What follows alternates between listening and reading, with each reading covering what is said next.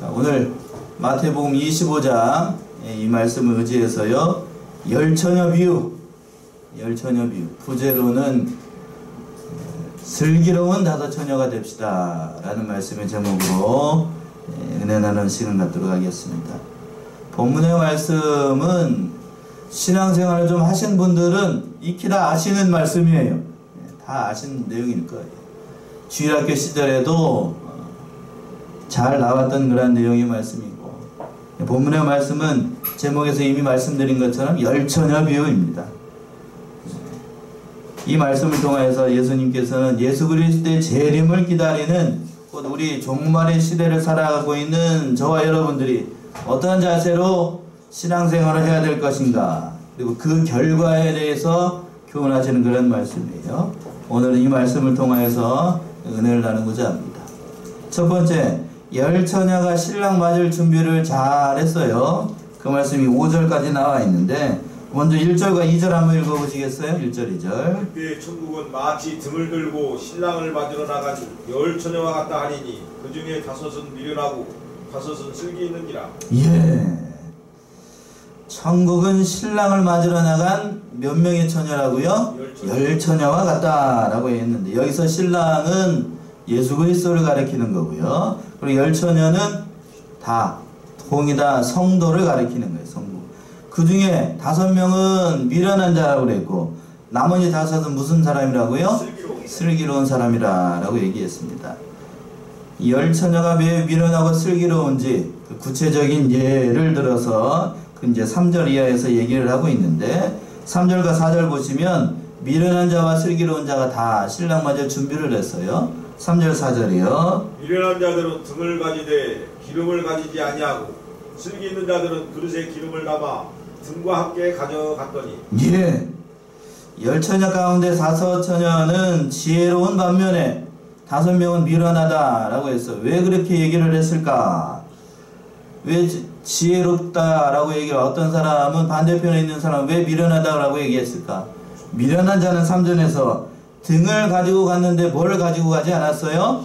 기름을 가지고 가지 않았어요. 등만 준비했다는 거예요. 등만. 신랑을 맞으러 나갈 때. 그러나 슬기 있는 자들은 그릇에다가 뭐까지 담아갔어요? 기름까지 가지고 갔습니다. 등과 함께 기름을 예비했던 자들을 가리켜서 예수님께서는 슬기로운 자다라고 얘기를 한 겁니다. 등만 가지고 갔으니까, 예를 든다라고 하면 전쟁이 났어요? 전쟁이 났어요. 군인이 전쟁이 나면 당연히 뭐를 들고 가야 되죠? 총을 들고 가야 돼요. 그런데 미련한 자들은 뭐라고요? 전쟁이 났는데 총만 들고 나가고 뭘 들고 가지 않았어요? 실탄을 가지고 가지 않았어요. 저도 군인이라 군대 갔다 와서 알아요. 전쟁이 일어나게 되면 안에 들어있는 총알이 있고 여분의 총알을 따로 또 줍니다. 뭐요? 이것만 들고, 총만 들고, 바삐 나오느라 총만 들고, 나눠준 뭐를 안 들고 가? 실탄을 안 들고 간 거예요. 지금. 실탄을 안 들고 갔어요. 이것 때문에 미련한 이 처녀들은 열심히 준비했음에도 불구하고 신랑이 왔을 때에 예비한 게 없으니까요. 기름을 사러 갔다가 파는 자들에게 기름을 사러 갔다가, 그때 신랑이 와가지고 돌아와 봤더니 문이 어떻게 됐어요? 이미 닫혀버렸어. 그래서 그 신랑과 함께 혼인잔치에 참여하지 못하고, 열어달라고 하소연을 했지만 신랑이 열어주지 않았습니다. 이 비유에서 이 등불은 성도들의 착한 행실을 얘기를 할 수 있겠어요. 등불은 겉으로 보이지요? 눈으로 다 보이잖아요. 그러니까 성도들의 착한 행실, 쉽게 얘기하면 외면적으로 보이는 그 믿는 자로서 나타나는 모든 것들을 얘기를 하는 거예요. 외면적으로 나타나는 모습. 기름은 등잔 안에 들어있죠? 그치요? 안에 들어있으니까 기름은 성령을 상징해, 또는 성령의 은사, 즉 성령으로 이루어지는 우리의 신앙됨과 인격됨, 우리 안에 있는, 우리 내면에 있는 것들을 얘기를 하는 겁니다. 그러니까 미련한 자들은 겉으로는 뭐 같아요? 믿는 자들과 똑같아요. 교회 생활도 열심히 하고 또 모든 것들도 다 열심히 하는데 정작 그 안에는 뭐가 없어요? 뭐가 없어요? 성령의 역사가 없어요. 쉽게 얘기하면 신앙 인격이 바로 되지 못하고 영적인 실력이 없다는 거예요. 진리를 깨닫는 면도 없고. 그러니까 교회에 출석만 하고 나와 있지. 그러나 그 속에는 예수를 믿는 바가 없다는 얘기예요. 오늘날에도 이런 성도들 많이 있어요. 교회에 뭐 하는 성도들만 있어요? 출석만 해요. 출석. 목사님하고 눈도장만 찍습니다. 그러나 목사님하고 눈도장을 찍는데 누구하고 눈도장을 안 찍어요? 예, 하나님하고 깊은 교제 속에서 영적인 교제가 없는 그런 이름하여 마당만 받고 가는 성도들이 많아요. 교회 안에도. 디모데후서에 있는 것처럼 경건의 모양은 있으나 경건의 능력은 부인하는 그런 자들이었습니다. 외면적으로는 잘 갖췄어요. 외면적으로는 갖췄습니다. 그러나 내면에 있어야 될 것, 그들의 신앙 인격, 예수 그리스도의 형상을 이루어 나가는 것, 그 사람들과 그 거룩함과 그 진리를 깨닫는 면이 그들 가운데 없었다고 하는 거예요. 그런데 그들 역시도 때가 신랑이 늦게 오니까 다 졸고 잤습니다. 그 말씀이 5절에 있죠? 5절 우리 합독합시다. 시작. 신랑이 더디 오미로 다 졸며 잘세. 신랑이 더디 왔어요. 온다 하는 신랑이 더디 오니까 다 졸았어요. 다 졸고 다 잤습니다. 신랑이 늦게 오니까 미련한 자들이나 슬기로운 자들이나 다 같이 졸고 잤습니다. 이거는 신랑을 기다리다가 곤에게 기진맥진해가지고 쓰러진 그런 상태를 영적인 상태를 얘기를 하는 겁니다. 환난은 점점 커지고 고난의 깊이는 점점 커지는데 신랑 대신 예수 그리스도는 오늘 소식이 올 기미가 안 보여요. 올 기미가. 지금 예수님께서 초림하시고 난 다음에 몇 년이 지났어요? 2019년이 지났는데 예수님께서 다시 오시지 않았어요. 어떤 의미에서 보게 되면 예수님께서 더디 오는 것 같죠? 더디 오는 것 같아요. 초대교회 때 성도들 입장에서 봤을 때에는 지금도 예수님 오시지 않았으니까 어떻게 오는 것 같아요? 이 말처럼 어떻게 오는 것 같아요? 더디 오는 것 같아요. 더디 오는 것 같아요. 그러나 이 말씀을 보게 되면 이런 상태에 오래가 지속되다 보니까 그들이 다 잠이 잤어요. 졸고 잤습니다.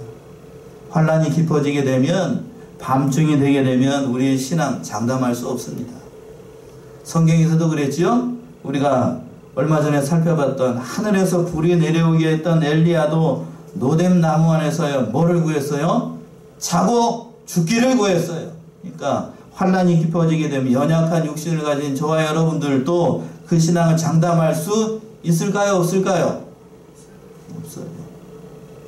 다 잤습니다. 다 잤어요. 그렇게 졸고 있는데 우리 예수님께서 두 번째 열처녀가 신랑을 오자 맞으러 나갔는데 언제 신랑이 왔는가? 언제 신랑이 왔을까요? 6절에서 보시면 6절과 7절에서 보시면 언제 왔을까요? 6절이요. 밤중에 소리가 나되 보라 신랑이로다 맞으러 나오라 하매. 언제 왔다고 6절 시작을 할 때에 밤중에 왔어요. 밤중에. 여기서 밤이라고 하는 거는 시간적으로 밤을 얘기할 수도 있고 영적으로 얘기하면 환란이 깊고 깊은 밤에 가장 극심한 환란이 있을 때에 예수님께서 재림하신다는 거예요. 말세 지말. 우리가 요한계시록을 수요 예배 시간 살펴보고 있는데 가장 환란이 극심한 때에 예수님께서 짠! 하고 나타난다는 거예요. 그 밤중에 오신다고요. 마태복음 멀리 가지 말고 마태복음 24장 그 위에 짠이죠. 24장 29절 30절 한번 읽어보세요. 그날 환란 후에 즉시 해가 어두워지며 달이 빛을 내지 아니하며 별들이 하늘에서 떨어지며 하늘의 권등들이 흔들리리라. 그때 인자의 징조가 하늘에서 보이겠고 그때 땅의 모든 족속들이 통곡하며 그들이 인자가 구름을 타고 능력과 큰 영광으로 오는 것을 보리라. 예, 29절에서 그랬죠. 그날 환란 후에 뭐가 어두워져요? 해가 어두워지고 달빛이 내지 아니하며 별들이 하늘에서 떨어지며 하늘의 권능들이 흔들리리라. 그때에 인자의 징조가 하늘에서 보이겠고 그때 온대요. 환란이 깊고 이 세상의 모든 것들이 소망이 없는 가운데 환란이 극도로 시작할 때에 그때 온대요. 근데 오늘 본문의 말씀에서 보게 되면 아무리 신랑을 기다려도 신랑이 오질 않아요. 그러니까 다 잤습니다.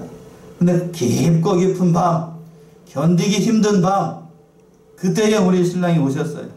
그러니까 참 어떤 의미에서 보게 되면 신랑이 참 이렇게 표현해서 죄송하지만 못됐지요. 좀 화날 때, 사람들 많이 있을 때 그때 왔으면 좋겠는데 언제 와요? 한밤중에 와요. 한밤중에. 못돼도 못된 것 같아요. 못된 것 같아. 이런 의미, 그렇다라고 하면 이 말씀을 통해서 우리에게 예수님께서 교훈하시는 내용이 뭘까? 여러 가지가 있겠지만 우리 속담에 이런 속담이 있어요. 아신 분들은 아시겠어요. 길이 멀어야 말의 힘을 알 수가 있고 세월이 흘러봐야 사람이 어찌한지를 알 수 있다라는 우리 속담이 있어요. 이게 뭐지요? 말은 길이 멀어야, 내가 가는 길이 멀어야 내가 타고 있는 말의 힘이 어떤지를 알 수가 있죠? 그리고 사람은 어떻게 해봐야 해요? 지내봐야 그 사람이 진실된지 뭐한지를 알 수 있다고요.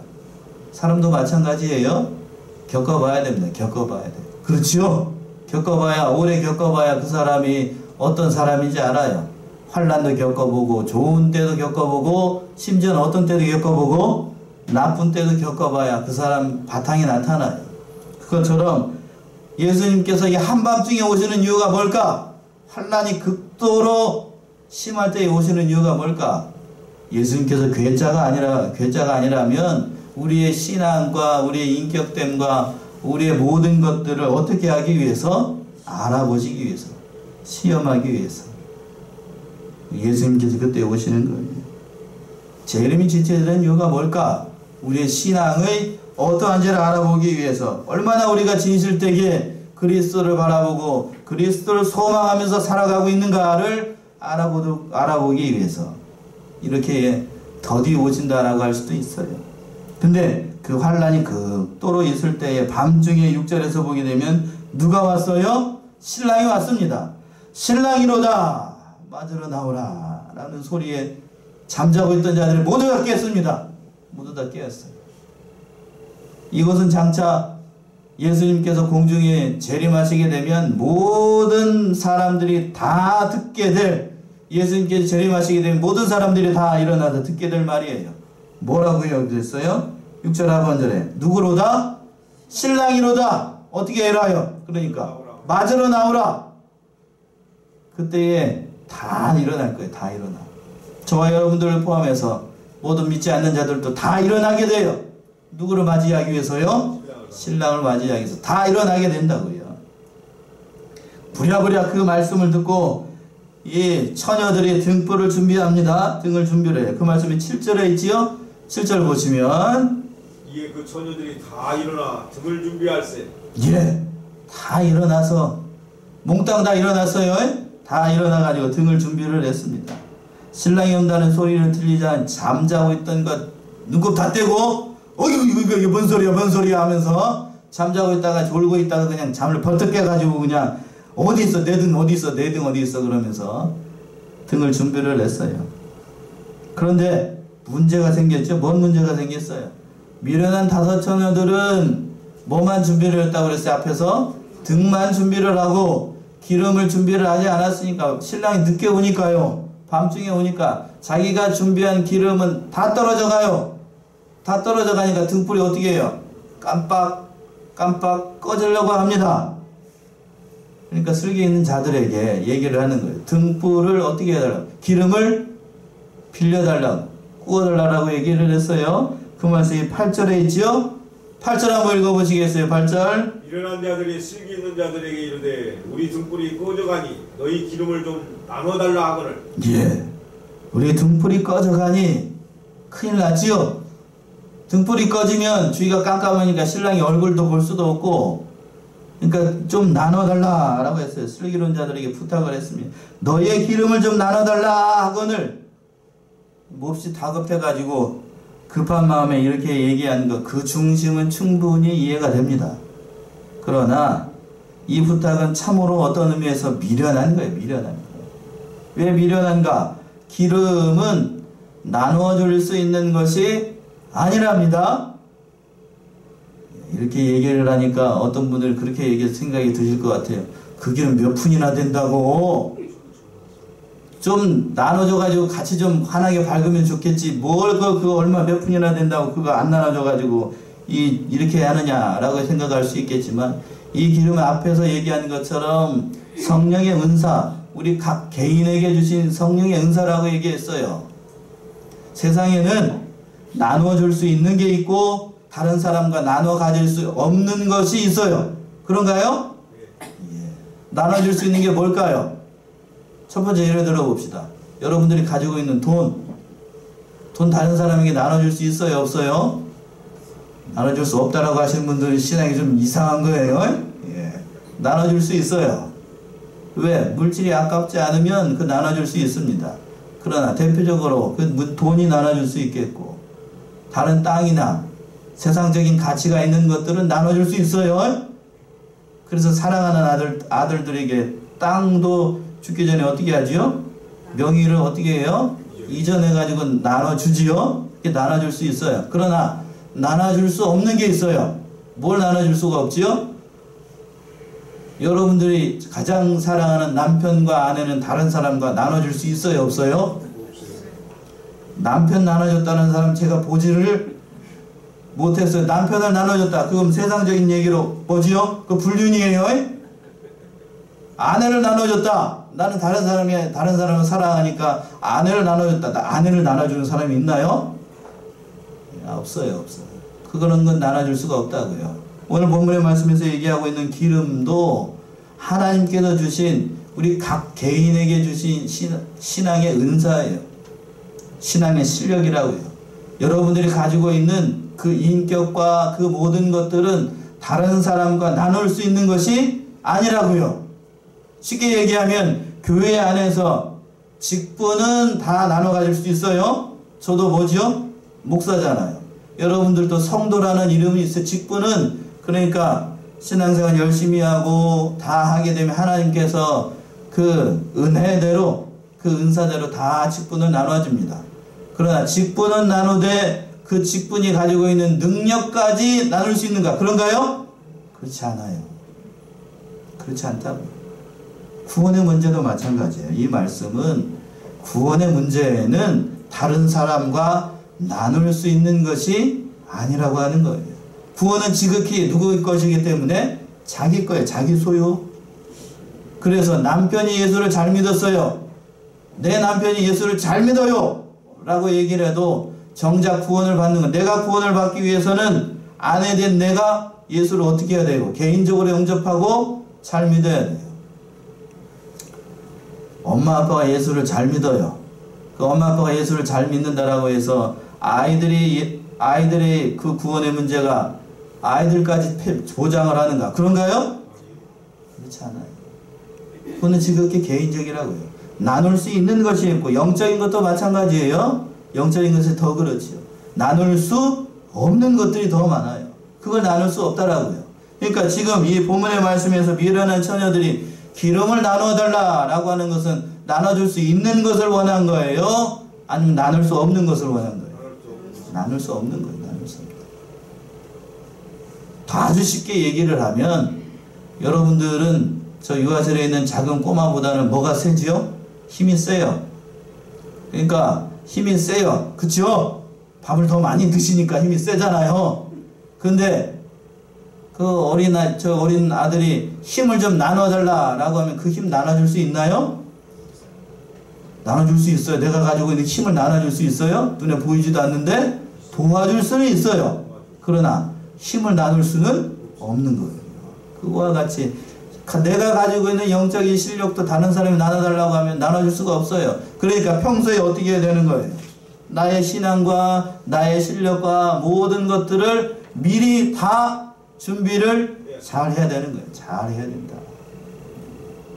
그래서 나눠줄 수 없으니까 이 슬기로운 처녀들이 뭐라고 얘기를 했는가? 말씀 9절의 말씀이 그 말씀이죠. 어떻게 하라고 얘기했는가? 9절이요. 슬기 있는 자들이 대답하여 가로되 우리와 너희의 쓰기에 다 부족할까 하노니 차라리 파는 자들에게 가서 너희 쓸 것을 사라 하니. 예. 어떤 의미에서 우리는 9절 하반절에서 그랬지요. 파는 자들에게 가서 너희 쓸 것을 어떻게 하래요? 사라 라고 되어 있습니다. 기름 준비를 하려면 많은 노력과 많은 수고로움이 따라요. 믿음이 없어진 분들은 이 말씀 9절의 말씀을 보고 이 앞에 있는 신랑이 언제 왔다 가라고 그랬어요? 못되기 실이 밤중에 오고 그 짝꿍이었던 누구도 슬기로운 처녀들도 뭐요? 나눠달라니까 나눠줬어요? 나눠주지 않았어요? 안 나눠줬어요. 그 몇 푼이나 된다고 안 나눠주고 그냥 자린고비처럼 안 나눠줬다 이렇게 생각할 수도 있지만 앞에서 이미 언급한 것처럼 개인이 가지고 있는 그러한 모든 개인적 영적인 실력은 나눠줄 수가 없어요. 나눠줄 수가 없어요. 그러니까 미리 다 준비를 해야 됩니다. 욕할 것이 아니라 이 슬기로운 처녀들을 욕할 것이 아니라 내가 믿음의 실력, 신앙의 실력을 잘 갖춰야 된다는 거예요. 빌립보서 2장 12절 한번 보세요. 어떻게 구원을 이루어 나가야 될 것인가?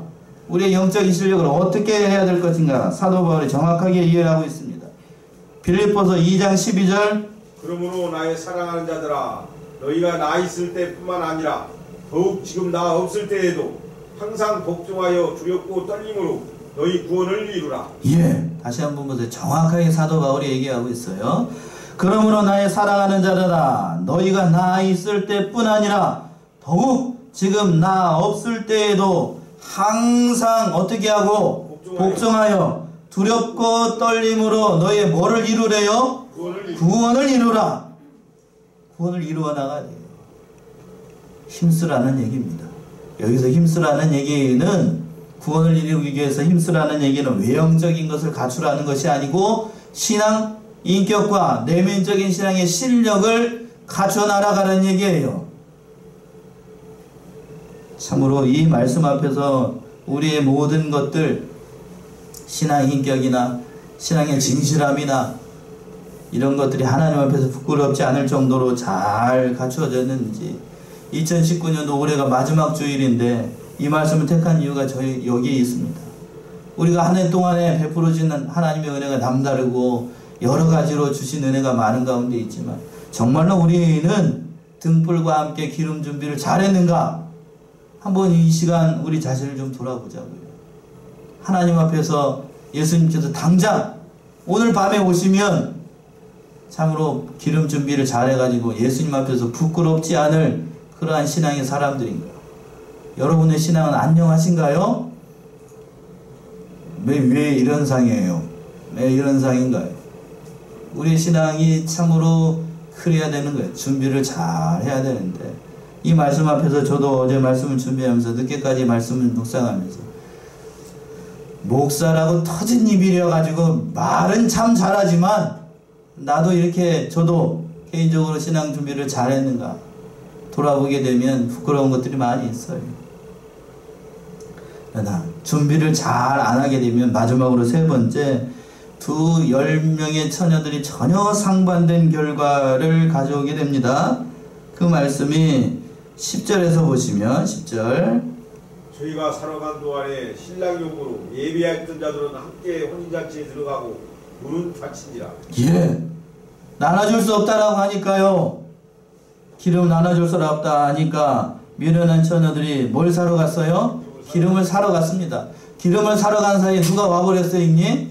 신랑이 와가지고 그 예비했던 자들 슬기로운 5 처녀들은 그 예수님과 함께 어느 잔치에 들어가게 되고 혼인잔치에 들어가고 문은 열어진 게 아니고 닫혀져 버렸어요. 닫혀져 버렸어요. 이게 뭘 가르쳐 주는가? 구원도 때가 있다는 거예요. 때가 있다. 회개할 기회도 때가 있다는 거예요. 때가 있다. 여러분들에게 주어진 구원의 때는 우리가 숨을 쉬고 있는 이 평생의 시간입니다. 이 평생의 시간에 우리가 얼마만큼 신앙 준비를 잘하고 믿음 생활을 열심히 했는가? 외면적인 게 중요한 게 아니고 내면적인 게 중요하다라고 말씀을 드렸지요. 예수님과 하나님과 깊은 교제 가운데 말씀을 순종하고 우리의 신앙 인격과 신앙 실력이 많이 만들어졌는가? 이 사실이 참으로 중요해요. 구원도 때가 있어요. 성경적인 예를 든다라고 하면 창세기에 노아가 방주를 만들었을 때에 120년 동안 하나님께서 그 방주의 문을 열어놓으셨어요. 그치요? 120년을 기다렸다고요. 몇 년을 기다렸다고요? 120년을 기다렸어요. 120년. 그러나 120년의 시간이 지나고 홍수가 임박했을 때에 하나님께서 노아의 방주의 문을 닫아버렸어요. 닫혀지고 난 다음에는 밖에서 아무리 문을 두드려도 그 문이 열린다 안 열리지 않는다? 열리지 않아요. 열리지 않습니다. 지금 2019년 마지막 주일이고 내년 2020년이에요. 만약에 2020년 1월 1일 날 주님께서 재림하신다. 그러면 재림하시는 날은 곧 우리 편에서는 즐거운 날이지만 믿지 않는 자 편에서는 구원의 문이 어떻게 되는 날이에요? 닫히는 날이에요. 그때에는 회개하고 돌이켜도 예수 그리스도를 믿고자 해도 그 구원의 문이 열리지 않아요. 열리지 않습니다. 그때는 이미 늦어요. 그때 이미 늦는다고. 그래서 11절에 보시면 늦게 도착했어요. 미련한 처지들 늦게 도착을 해가지고 문을 열어달라고 문을 두드리면서 하소연을 합니다. 호소를 해요. 그 말씀이 11절의 말씀인데 11절 보세요. 그 후에 남은 처녀들이 와서 가로되 주여 주여 우리에게 열어주소서. 예. 미련한 처녀들이 와가지고 문을 두드리면서 호소를 합니다. 불렀어요. 주의 이름을 2번씩이나 부릅니다. 주여 주여 우리에게 열어주소서. 그러나 문이 열렸는가? 열리지 않았습니다. 열리지 않았습니다. 참 안타까운 말씀이에요.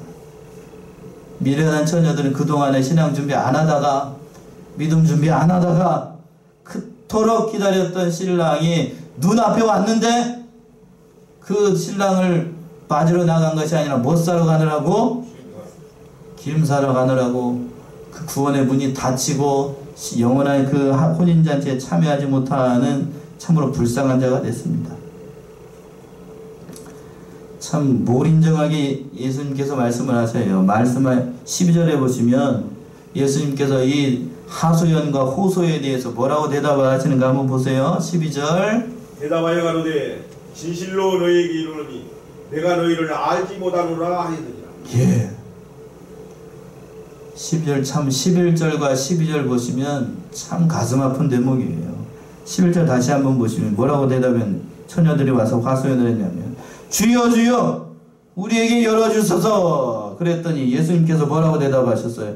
진실로 너에게 이르노니 내가 너희를 어떻게 하지 못한다고요?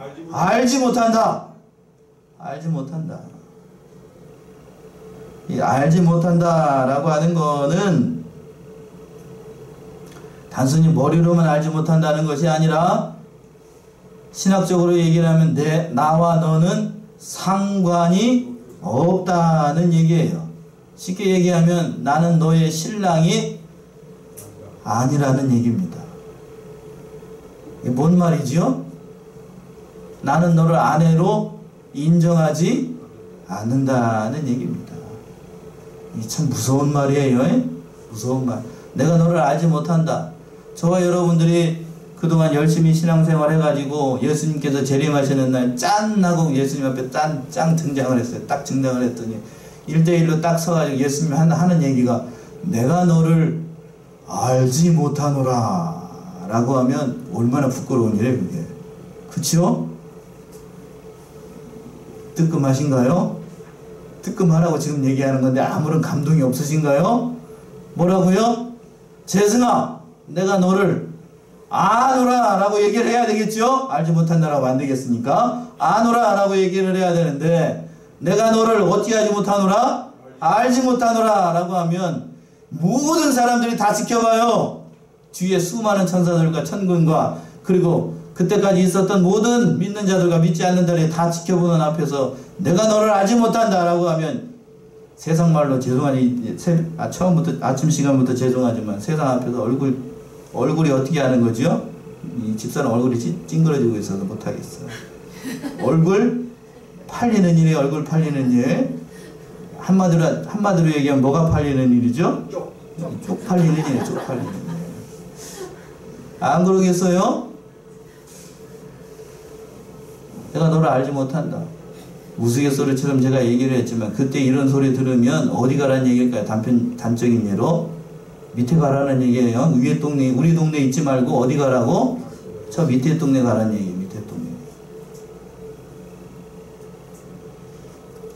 제가 이렇게 얘기를 했지만 이 부분 해석을 놓고 신학자들 사이에서 두 가지로 분쟁이 있어요. 논쟁이 있습니다. 쉽게 얘기하면 이 미련한 처녀들이 구원을 받았는가, 구원을 받지 않았는가? 여러분들은 어느 쪽인가요? 구원을 받았다라고 생각을 하시나요? 구원을 받지 못했다라고 생각을 하시나요? 여러분들 한번 생각을 해보셔요. 정답은 누구만 아실까요? 하나님만 알아요. 하나님만. 정답은 하나님만 아는데, 그러나 문맥적인 의미로 봤을 때에 이들은 신랑과 아무런 관계가 없는 사람인 거는 확실합니다. 저는 여기까지만 얘기를 할게요. 신랑하고 아무런 관계가 없는 사람이다. 거기까지만 얘기를 할게요. 내가 너를 뭘로 인정을 하지 않겠다? 나의 신부로 너를 인정하지 않는다라는 얘기예요. 구원을 받았다라고 하면 예수님께서 이렇게 얘기를 할까요? 참 부끄러운 모습이에요. 부끄러운 모습. 우리 신앙의 모습이 참으로 이렇게 돼야 됩니다. 그러므로 마지막에 지금 시간이 갔는데 마지막으로 예수님께서 이 비유를 하신 목적이 13절에 있어요. 13절 우리 합독합시다. 13절 시작. 그런즉 깨어있으라. 너희는 그날과 그 시를 알지 못하느니라. 이렇게 길게 얘기했었던 이유가 뭔가 어떻게 있으래요? 깨어있어야 돼요. 졸지 말고 잠자지 말고 깨어있으라. 깨어있으라는 육신적으로 깨어있으라는 말이 아니고 어떻게 깨어있으라고요? 영적으로 깨어있으라는 얘기. 영적으로 하나님과 깊은 교제 속에서 늘 말씀을 묵상하고 우리의 신앙과 인격을 만들어 나아가서 참으로 등불만 준비하지 말고 우리의 신앙 인격을 만들어 나아가서 하나님께서 인정하시는 그런 신앙의 사람이 되라는 거예요. 어떻게 만들어 나갈 것인가? 어떻게 우리의 신앙 인격을 만들어 나갈 것인가? 마지막으로 에베소서 6장 18절 이 말씀 찾아보고 오늘 말씀 마치겠습니다. 에베소서 6장 18절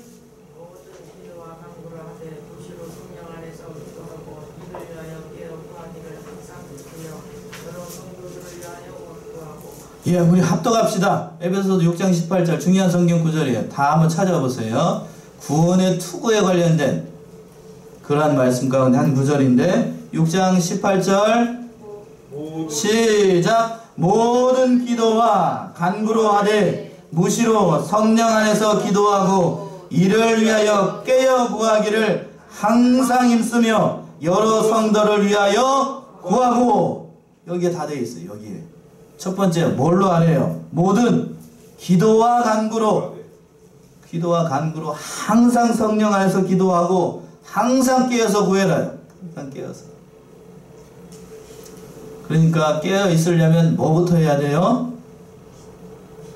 뭐부터 해야 된대요? 이게 여기서 깨어 있으려면 기도부터 해야 된다. 기도부터 회복이 돼야 됩니다. 새벽 기도부터 회복해야 되고 수요 예배 또 금요 예배 모든 기도부터 회복이 돼야 돼요. 그거부터 회복이 돼야 깨어 있을 수 있어요. 그러니까 항상 힘쓰고 항상 어떻게 하래요? 하반절에 힘을 써야 돼요. 가만히 있어가지고 우리 신앙이 잘하진 않아요. 힘 안 써도 되는 때는 어린아이였을 때 여러분들이 응애하고 태어나가지고 엄마 아빠가 모든 것을 해결해 줘야 될 때 기저귀 차고 있을 때 그때는 힘 안 써도 돼. 뭐만 하면 되니까요. 울기만 하면 되니까 배고프면 울고 아프면 울고 똥 쌌으면 울면 돼요. 그러나 장성하여서는 기저귀 떼고 난 다음에는 어떻게 해야 돼요? 울어도 소용없어요. 울어도 소용없다고. 뭐 해야 된다고요? 오늘 본문의 말씀에서 에베소서에 있는 것처럼 항상 힘써야 됩니다. 내가 힘써야 돼요. 내가 힘써야 하나님께서 은혜를 주십니다. 오늘 열처녀의 비유를 통하여서 우리에게 주신 교훈이 말씀이 한마디로 얘기를 하라면 어떻게 있으라고요? 깨어 있으라. 우리 사랑하는 성도님들 이 말씀을 깊이 깨닫고 슬기로운 다섯 처녀와 같이 항상 깨어서 우리의 신앙 인격과 신앙 기름 그러면 그걸 잘 준비해서 하나님 앞에서 부끄럽지 않은 그런 신앙의 사람들 다 되시기 바랍니다. 기도하겠습니다.